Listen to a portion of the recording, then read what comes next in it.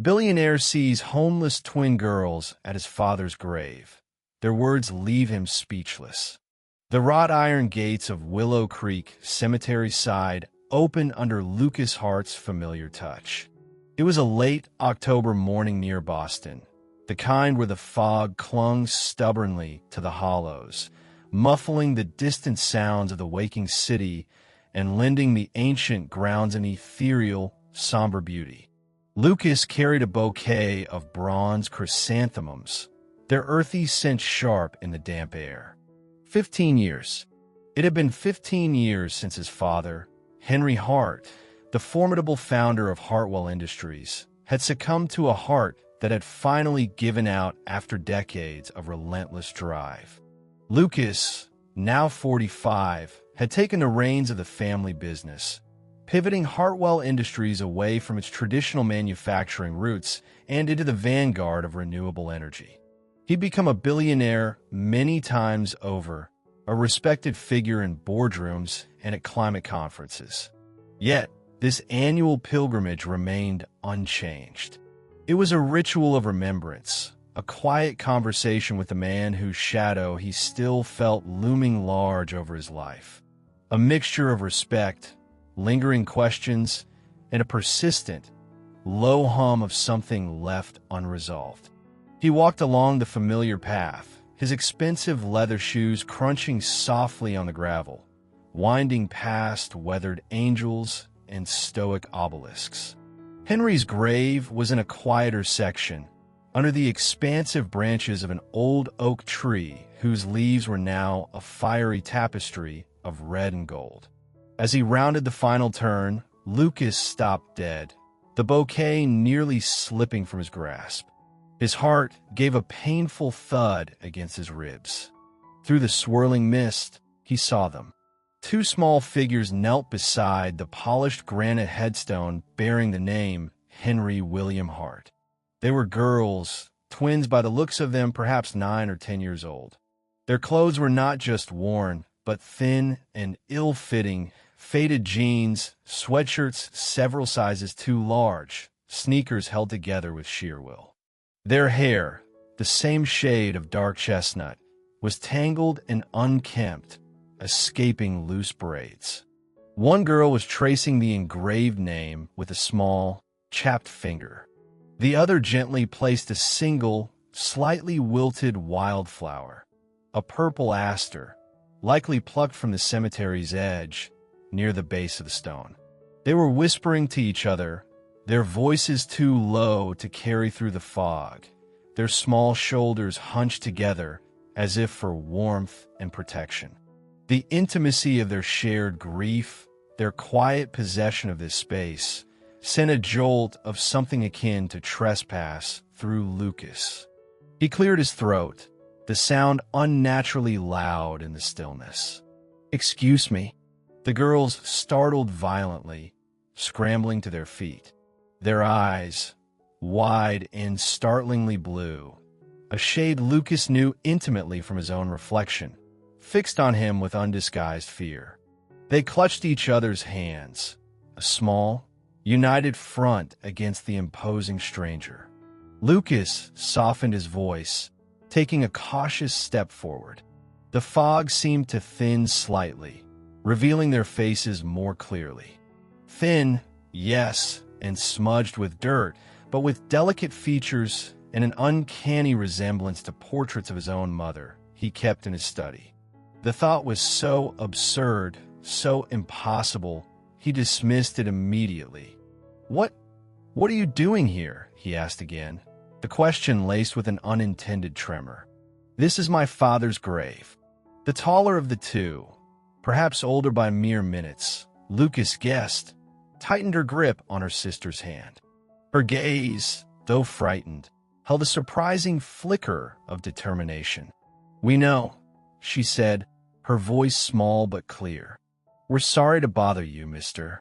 The other girl nodded, clutching something small and dark in her fist, half hidden in the pocket of her sweatshirt. Lucas felt a knot tighten in his stomach. Children didn't usually wander into cemeteries alone, especially not to visit the grave of a man who died before they were born. Do your parents know you're here? It's not really a place for. He trailed off, unsure how to phrase it without sounding harsh. The taller girl, Anna, he would later learn, swallowed hard. Our mom, she told us about him. She said he was. Her voice wavered, and she looked at her sister for courage. The smaller girl, Emma, stepped forward slightly, her blue eyes welling with tears that tracked clean paths through the grime on her cheeks. She looked directly at Lucas, her voice barely a whisper, but filled with a child's unwavering conviction. She said, "Mr. Henry is our grandfather." The world tilted. The fog seemed to press in, heavy and suffocating. Lucas felt his knees weaken, a roaring sound filling his ears. He stumbled back, catching himself on the damp grass before he completely lost his balance. "No," he breathed, the word feeling brittle and hollow in the vast silence. "That's impossible. My father, he only had one child. Me." He stared at them, his mind racing, trying to make sense of the nonsensical. Grandfather? Henry? His father, who had been widowed for 5 years before his death, a man known for his business acumen and emotional reserve, not secret families. Emma, perhaps sensing his disbelief, seemed to gather her courage. She opened her small fist and held out the object she'd been clutching. It was an old silver ring, tarnished with age, its design simple but distinctive, a stylized H intertwined with a W. "Mama said, she said Grandpa Henry wanted us to have this," Emma whispered, her small hand trembling as she extended it towards him. "She kept it safe before she got sick." Lucas stared at the ring, his breath caught in his throat. His vision swam. It couldn't be, but it was. He knew that ring as well as he knew his own reflection. It was his father's signet ring, the one he'd inherited from his own father, William Hart. Henry had worn it every single day. Lucas remembered the weight of it on his father's hand when he shook his own as a boy, the glint of it under the boardroom lights. The ring had been missing when Henry died. They'd searched everywhere, the hospital, the house, his office. It was presumed lost, perhaps stolen in the chaos following his collapse, a minor mystery overshadowed by the magnitude of the loss. And now here it was, in the grubby hand of a 10-year-old girl claiming to be Henry Hart's granddaughter, kneeling at his grave in the fog-laden dawn. The chrysanthemums fell unnoticed from Lucas's numb fingers, scattering their bronze petals on the damp grass. The impossible had just walked into his life, dressed in rags and clutching a ghost from his father's past. He looked from a ring to the 2 pairs of wide, impossibly blue eyes staring up at him, full of fear, desperation, and a bewildering claim that threatened to shatter everything he thought he knew about his family, his father, and himself. He felt utterly adrift, the solid ground of his carefully constructed world dissolving into the swirling October mist. What was he supposed to do now? He couldn't just leave them here. The thought was unthinkable. But the alternative was a chasm of unknown depth. The silence stretched, thick and heavy as the fog around them.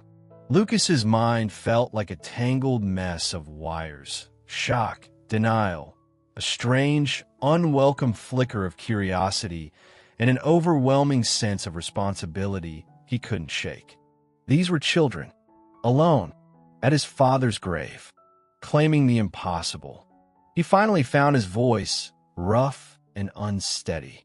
"All right," he said, pushing himself to his feet, brushing damp leaves from his expensive trousers. "All right, you can't stay here. It's cold. Are you hungry?" Anna and Emma exchanged a quick, uncertain glance. Anna nodded cautiously. "A little," she admitted, her voice still hushed. "Okay, come with me."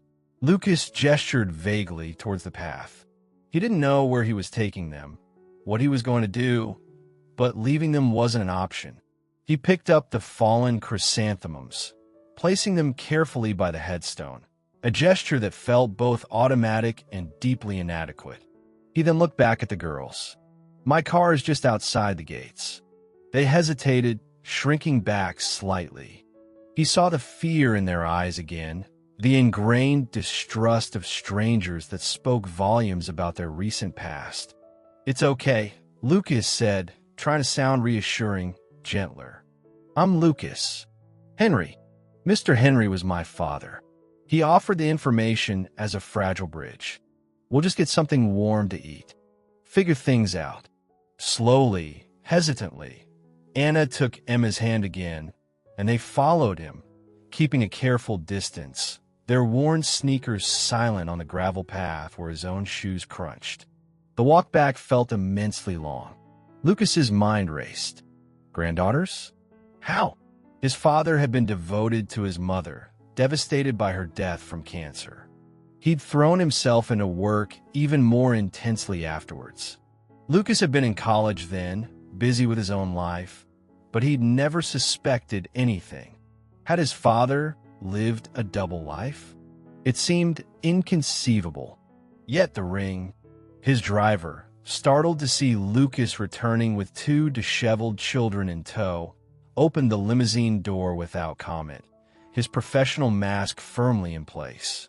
The girls gaped at the plush interior, then climbed in gingerly, perching on the edge of the leather seat as if afraid to mark it. Lucas directed the driver to a quiet, unassuming diner a few miles away, a place known for its anonymity and comforting predictability. Inside, seated in a worn vinyl booth, the warmth and the smell of coffee and frying bacon seemed to thaw the girls slightly. Lucas ordered pancakes, scrambled eggs, bacon, toast, far too much food, but he didn't know what they liked or the last time they'd had a proper meal. As they waited, he tried asking gentle questions.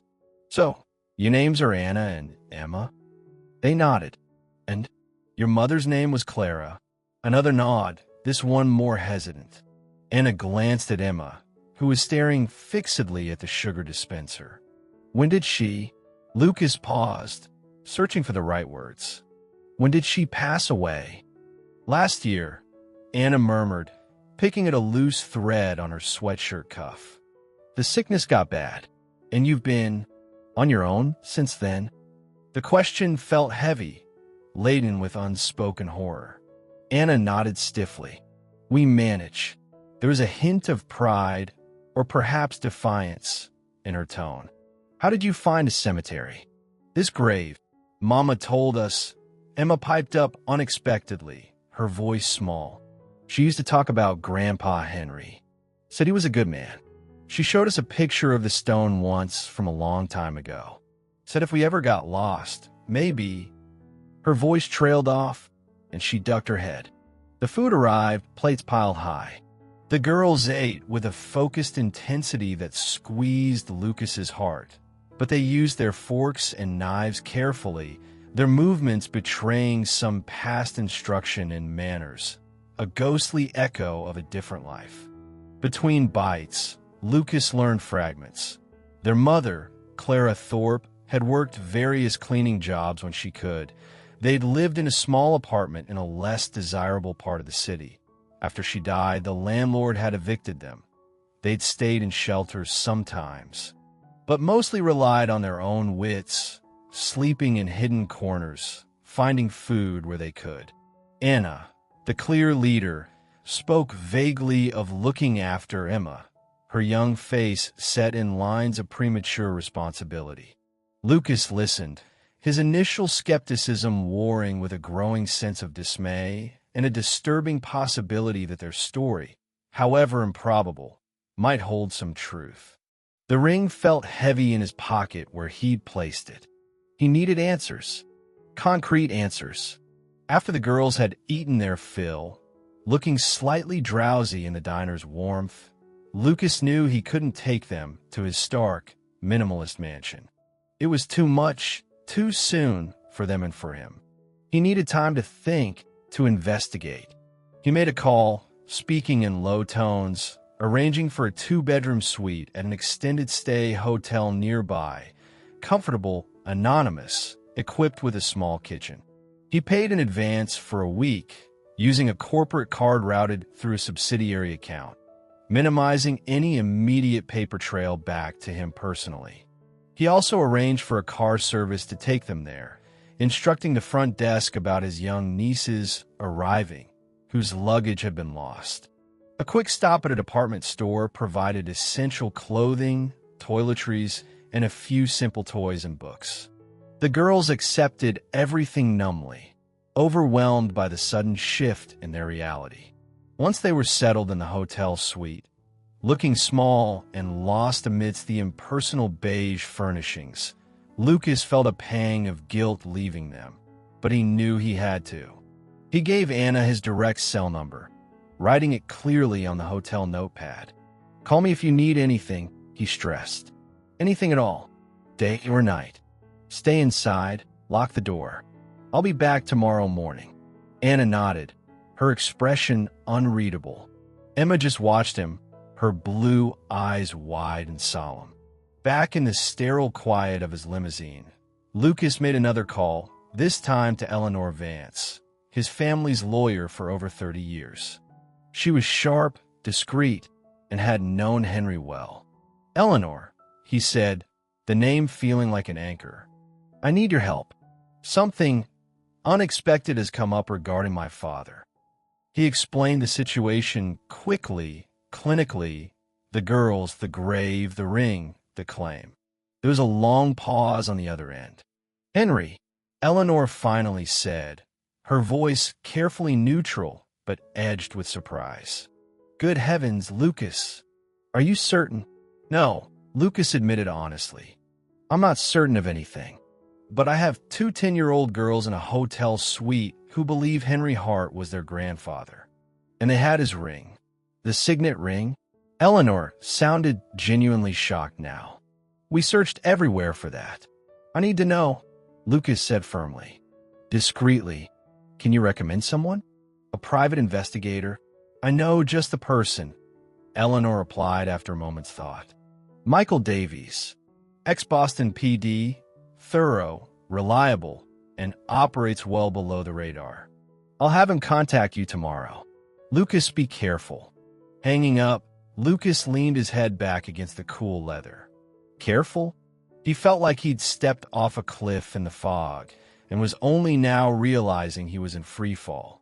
He looked out at the blurred city lights. His father, the man he thought he knew, could he really have hidden such a monumental secret? And if he had, why? The question echoed in the luxurious silence of the car, unanswered. The next few days unfolded in a strange, bifurcated rhythm. Lucas maintained the outward facade of his demanding life. Board meetings via video conference from his home office, calls with engineers about turbine efficiency, negotiations with international partners. But beneath the surface, his thoughts constantly circled back to Anna and Emma, sequestered in their anonymous hotel suite, and the burgeoning investigation into his father's hidden life. Michael Davies, the private investigator Eleanor had recommended, was exactly as described. Mid-50s, nondescript appearance, quiet demeanor, but with eyes that missed nothing. He met Lucas in a neutral location, a private room at Lucas's club, and listened intently, taking sparse notes as Lucas recounted the events at the cemetery and the girl's fragmented story. He examined the ring, handling it with professional care. "The ring is a strong starting point," Davies said, his voice low and even. "But corroboration is key. We need documentation, potential witnesses. I'll start with vital records for Clara Thorpe, cross-referencing addresses, potential employment, anything that might link her to Henry Hart's known movements or finances 15, 16 years ago." Lucas checked on the girls daily. He brought groceries, books, art supplies. Emma, he quickly discovered, loved to draw. He took them for short walks in a nearby park. always choosing times and places where they were unlikely to be recognized. They were slowly relaxing in his presence, their initial fear replaced by a cautious curiosity. Anna remained the more reserved and watchful one, her questions pointed. "When can we leave the hotel? Are you going to send us away?" Emma was more open, sharing small details about their mother, her laugh, the song she used to hum, her favorite color, yellow. They spoke of Grandpa Henry with a strange mixture of reverence and unfamiliarity, repeating things Clara had apparently told them. "Mama said he was very smart, like you," Anna mentioned once, observing Lucas as he worked on his laptop. She said he had sad eyes sometimes. These fragments chipped away at Lucas's skepticism. He started remembering things differently. His father's occasional unexplained absences, excused as business trips that seemed vague even at the time. A certain melancholy that sometimes settled over Henry in his later years, which Lucas had attributed to lingering grief for his wife or the pressures of business. Could it have been something else? Guilt? Regret? Davy's preliminary findings started trickling in. He located birth certificates for Anna Clara Thorpe and Emma Louise Thorpe, born 10 years ago at a community hospital on the outskirts of Boston. Mother, Clara Jean Thorpe. Father, unlisted. Davies found records of Clara living in a series of lower-end apartments, her employment sporadic, cleaning services, waitressing. There was a gap in her work history around the time the girls were born.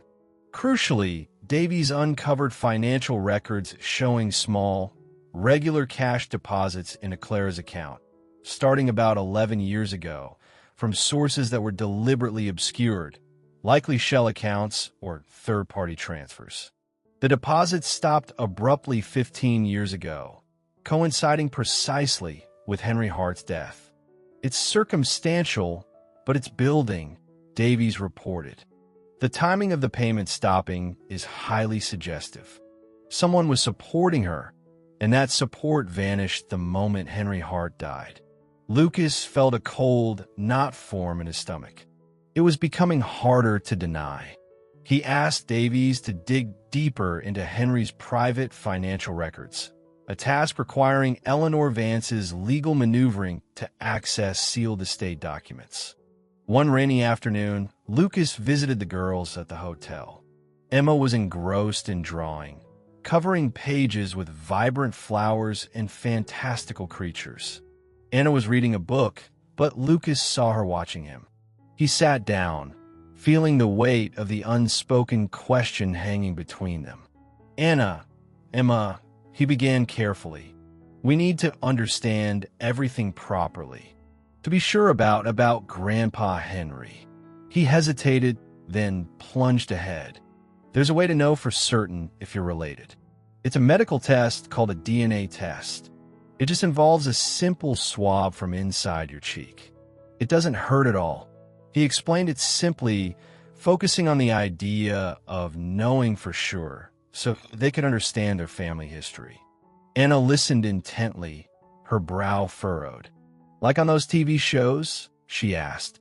"Sort of," Lucas admitted with a faint smile. "It compares tiny bits of information inside us to see how closely people are related. It would tell us definitively if Henry Hart was your relative." He still couldn't bring himself to say "father" out loud in front of them. Anna looked at Emma, who had put down her crayons and was watching them anxiously. After a long moment, Anna nodded. "Okay," she said, "if it tells us the truth." Lucas felt a surge of relief, quickly followed by apprehension. He arranged for a reputable medical service to come to the hotel suite to collect the samples, his own and the girls'. It was done quickly and professionally, the technician maintaining absolute discretion. Now, all they could do was wait. The results would take a week or two. During that waiting period, Davies made another breakthrough. While Eleanor worked on accessing Henry's more private accounts, Davies tracked down a retired nurse who had worked at the community hospital where the twins were born. After much gentle persuasion and assurances of confidentiality, the nurse, Mrs. Petrov, vaguely remembered Clara Thorpe. A quiet girl, Mrs. Petrov recalled over the phone, her voice softened by age. Worried like most new mothers, but especially because she was alone, said the father was unavailable. But I remember something else. A gentleman visited her once, late in the evening. Didn't stay long. Tall, well-dressed, older. Looked terribly sad and conflicted. He left an envelope with her. I only saw him that one time. She couldn't provide a name, but her description of the man, tall, well-dressed, sad eyes, resonated uncomfortably with Lucas's memories of his father in those years. Lucas felt increasingly conflicted. He saw so much emerging in the girls, and his sharp intelligence and stubborn pride reminded him intensely of Henry's business persona, while Emma's artistic sensitivity and quiet empathy echoed the gentler side his father rarely showed. He found himself looking forward to his visits, to Emma proudly showing him her latest drawing, to Anna challenging him with a surprisingly insightful question about the news. They were becoming real to him, not just abstract problems to be solved. He began sorting through boxes of his father's old personal effects stored in the mansion's attic, items he hadn't had the heart to deal with after the funeral. Amongst dusty photo albums and business ledgers, he found an old leather-bound journal Henry had kept sporadically. Most entries were brief notes about work or the weather. But one entry, dated about 11 years ago, shortly after Lucas's mother had died, stood out. October 17th. Saucy. Today. Difficult. She is resolute. The responsibility feels immense. How can I reconcile this? For LS' sake, it must remain hidden. God forgive me. See. Clara? Ed? Lucas? It felt like a confession whispered across the years.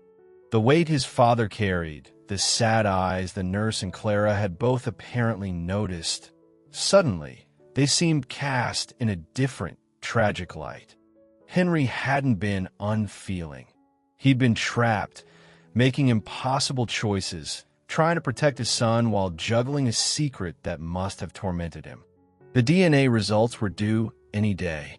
Lucas braced himself, knowing that whatever they revealed, his life and the lives of the two girls waiting in the hotel suite had already changed irrevocably. The past was no longer buried. It was sitting in his father's favorite armchair in his memory, demanding to be acknowledged. The email arrived on a crisp November morning. Subject: confidential Hartwell matter, lab results. Lucas stared at the line in his inbox, his hand hovering over the mouse, his breath catching in his chest. He clicked it open. The attached PDF contained pages of scientific jargon, but the conclusion, highlighted in bold, was starkly unambiguous. Based on the DNA analysis performed, there is a 99.999% probability that Henry William Hart, deceased, sample derived via familial comparison with Lucas R. Hart is the biological father of Anna Clara Thorpe and Emma Louise Thorpe. Lucas read it again and again. Father, not grandfather. His father. These girls were not his nieces, not some distant cousins. They were his half-sisters. A wave of complex emotions washed over him. Confirmation, yes, but also a profound sadness for the years lost, for the secrecy and fear that had governed his father's final years, for the hardship Clara and the girls had endured. There was anger, too, a dull ache directed at Henry's choices, at the burden he had placed on everyone, especially these innocent children. But overriding it all was a strange sense of clarity. The uncertainty was gone. Anna and Emma were his family, his responsibility, his sisters. He drove to the hotel immediately. He found the girls finishing breakfast, cereal, and fruit he dropped off the day before. They looked up as he entered, sensing the gravity in his demeanor. The results came, he said simply, sitting down at the small table with them. Anna put her spoon down. "And?" she asked, her voice tight. Lucas met her gaze, then Emma's. "The test confirms it," he said gently but directly. "Henry Hart was your father, which makes me your half-brother." He watched their faces closely. Emma's eyes widened, absorbing the information slowly. Anna's expression was harder to read, a flicker of vindication, perhaps, mixed with uncertainty. "So Mama wasn't lying," she whispered, more to herself than to him. "No," Lucas said softly. "She wasn't lying? So what happens now?" Anna asked, the ever-practical one. That was the question Lucas had been wrestling with all morning. There was only one conscionable answer. "Now," he said, taking a deep breath. "Now you come home. With me. To my house.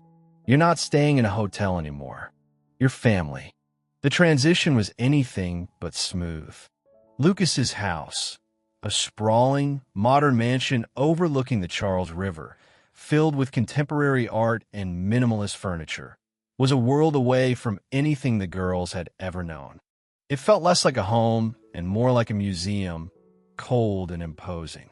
Mrs. Gable, his longtime housekeeper, a kind woman with warm eyes and a practical nature, was initially startled but quickly adapted, clucking over how thin the girls were and immediately setting about making their assigned rooms, adjacent suites with connecting doors, feel more welcoming with softer bedding, colorful throws, and asking Lucas for permission to put up some less severe pictures. The sheer scale of Lucas's wealth was bewildering for them. Having unlimited food, closets filled with new clothes chosen by a personal shopper Lucas hired, access to technology, their own bathrooms, it was overwhelming. Emma was initially delighted by the space and the art supplies Lucas provided, while Anna seemed suspicious, as if expecting it all to be taken away at any moment. Schooling was another hurdle. Records were non-existent. Lucas, through Eleanor Vance's discreet connections, managed to get them enrolled in a private school known for its supportive environment, but they were behind academically and socially awkward. They didn't know the references, the games, the unspoken rules of children who had never known true hardship. There were incidents, a minor playground scuffle when a boy mocked Anna's cautiousness, Emma withdrawing into silence when overwhelmed by the noise and activity. Lucas found himself attending parent-teacher conferences, discussing learning support, advocating for his sisters, roles he'd never imagined playing. He hired a therapist who specialized in childhood trauma and grief. Dr. Ramirez met with the girls individually and sometimes together, helping them process the loss of their mother, the instability they had endured, and the sudden, dramatic shift in their circumstances. She also had sessions with Lucas, helping him understand the girls' needs and navigate his own complex feelings, his grief for the father he thought he knew, his anger at the deception, his guilt over his own ignorance, and the daunting responsibility he now carried. Lucas's small circle of acquaintances reacted with varying degrees of surprise and poorly concealed curiosity. He kept explanations brief and firm. "These are my half-sisters. Their mother recently passed away. They're now part of my family." His tone discouraged gossip, though he knew whispers followed him. He didn't care. His focus was entirely on Anna and Emma. Slowly, painstakingly, a new normal began to emerge. Lucas adjusted his work schedule, ensuring he was home for dinner most nights. They established routines. Homework help after school. Lucas was surprised by Anna's quick grasp of math and Emma's insightful comments on literature. Weekend outings, museums, parks, eventually even a tentative trip to the coast. Movie nights with popcorn in the large media room. Lucas found himself talking to his father's portrait, which hung in the library. "You made a mess, Dad," he murmured one evening, swirling amber liquid in a glass. A real mess. But they're good kids. They're strong. You'd be well, I don't know what you'd be. But I won't let them down. I promise you that. He saw the girls changing. The haunted look in their eyes began to recede, replaced by the spark of childhood. Emma's drawings became brighter, less fantastical, more grounded in the world around her. Sketches of Mrs. Gable arranging flowers, of Lucas working at his desk, of the view from her window. Anna started arguing with him about current events, her opinions sharp and well-reasoned, a shadow of the debater she might become. They started calling him Lucas, no longer the formal mister. One evening, while tucking Emma into bed, she looked up at him, her blue eyes serious. "Lucas." "Yes, Em." "Is this forever? Us living here?" Lucas smoothed her hair back from her forehead. "Yes, Em," he said firmly. "This is forever. This is your home now." A small smile touched her lips before she closed her eyes. It wasn't perfect.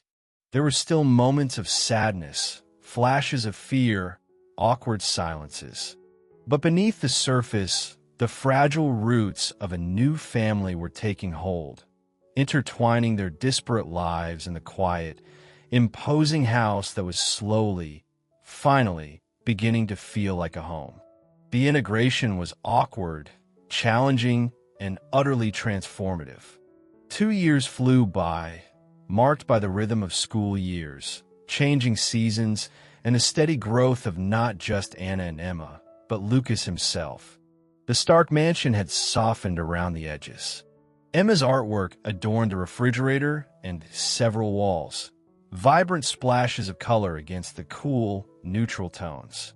Anna's textbooks and debate notes often lay scattered on the large coffee table in the living room. Laughter, once a rare sound, now echoed more frequently through the halls. Anna, now 12, was thriving academically, her sharp mind and fierce determination earning her top marks and a place on the school debate team. She was still protective of Emma, but her defensiveness had lessened, replaced by a growing confidence. Emma, also 12, had found her voice through art and drama club. Her quiet sensitivity remained, but she was no longer withdrawn, possessing a gentle warmth and surprising wit. They were still undeniably twins, sharing their unique bond, but their individual personalities shone brightly. They had friends, hobbies, and the burgeoning dramas of preteen life, navigated with the underlying security of knowing they were safe, loved, and home. Lucas, once consumed solely by the relentless demands of Hartwell Industries, had discovered a different kind of fulfillment. He was still a billionaire CEO, but his priorities had shifted. He delegated more, traveled less, guarded his evenings and weekends fiercely. He attended school plays and debate competitions, helped with homework, though Anna often knew more than he did, and learned to navigate the complex world of adolescent girls. He was no longer just Lucas Hart, the renewable energy magnate. He was Lucas, Anna and Emma's brother, their guardian, their family. The transformation had been profound, grounding him in a way his immense wealth never had. The catalyst for the next chapter came unexpectedly during a volunteer day organized by the girls' school at a local community center that served underprivileged families. Anna and Emma, having known poverty and instability firsthand, connected deeply with the children there. Later that evening, Anna spoke with a seriousness that belied her age. "Lucas," she said, perched on the arm of his study chair, "those kids at the center, some of them don't have stable homes. Like us before. Their parents are trying, but it's so hard. The center helps, but they need more." Emma, sketching nearby, nodded. "Mama always worried. About rent, about food, about getting sick. If she'd had more help, maybe." Her voice trailed off, the familiar sadness touching her eyes. Lucas looked at them, seeing not just his sisters, but two young women with empathy forged in hardship. Their words resonated with his own thoughts. He had the resources to make a significant difference, to address the systemic gaps that had failed Clara and could have easily swallowed her daughters. His father, Henry, despite his flaws and secrets, had built an empire. Perhaps part of that legacy could be reshaped, repurposed for something truly meaningful. It felt like a way to honor Clara's struggle and perhaps even find a measure of redemption for Henry's failings. Instead of just writing checks to existing charities, Lucas envisioned something more comprehensive, something that offered stability, support, and opportunity, the things Clara had desperately needed. He discussed the idea with Anna and Emma, involving them from the beginning. They talked about housing assistance, educational programs, job training for parents, counseling services, and safe spaces for children. Over the next year, Lucas dedicated significant resources and energy to the project. He hired experts in social work, education, and nonprofit management. He purchased and renovated a cluster of buildings in a neighborhood that needed revitalization, transforming them into a bright, welcoming campus. It wouldn't be an orphanage in the traditional sense, but a multifaceted support center. Choosing a name was important. Henry's Twins, the phrase from the original, simpler story, felt wrong. Too focused on the past, on the secret. After much discussion, they settled on the Hearthstone Initiative. Hearthstone evoked warmth, home, stability, and subtly nodded to the Hart family name without dwelling on its complicated history. It represented a foundation for building better futures. Anna and Emma were involved every step of the way. They offered surprisingly insightful opinions on the design of the children's spaces, suggested program ideas based on their own experiences, and even helped choose paint colors. It gave them a sense of purpose, a way to transform their painful past into positive action. The opening day of the Hearthstone Initiative wasn't a lavish gala, but a community event. Residents, local leaders, families who would benefit from the services, and a dedicated staff gathered in the newly finished courtyard.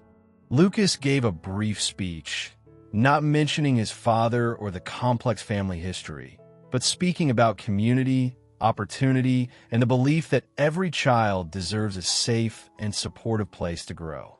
He stood watching the activity, children exploring the brightly colored playroom, parents talking with counselors, the hopeful buzz in the air. Anna came and slipped her hand into his. "Mama would have liked this," she said quietly, her gaze sweeping over the courtyard. She would have been proud. Emma joined them, leaning against Lucas's other side. "Grandpa Henry, maybe you'd be proud too?" she asked tentatively. There was still complexity in their feelings about the grandfather they never knew, the father who hid them away. Lucas looked down at his sisters, his heart swelling with a complex mix of pride, love, and lingering melancholy.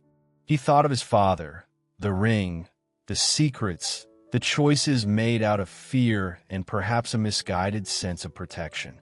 He thought of Clara, fighting to survive. And he looked at these two remarkable young women beside him. "I think," Lucas said slowly, "that doing good, helping people where we can, that's something anyone can be proud of. It's the right way to build a legacy." He put his arms around their shoulders, pulling them close. "And you too," he added, his voice thick with emotion. "You are my legacy. You're my family." Emma looked up at him, her blue eyes shining. "You're kind of like her dad now, right, Lucas?" The question, so innocent and direct, pierced through the last of Lucas's reserve. Tears welled in his eyes, tears not of sadness, but of gratitude and belonging. He nodded, unable to speak for a moment, then managed, "Yes. Yes, I am. Forever." They stood together, the billionaire who had found his heart, and the two girls who had survived the odds, bound by blood, by loss, and now by a shared future. The fog of the past had lifted, revealing not a perfect picture, but a real one, messy, complicated, and illuminated by the enduring power of family, forged in the most unexpected of ways. The Hearthstone initiative was just beginning, but Lucas knew, looking at Anna and Emma, that the most important foundation had already been laid.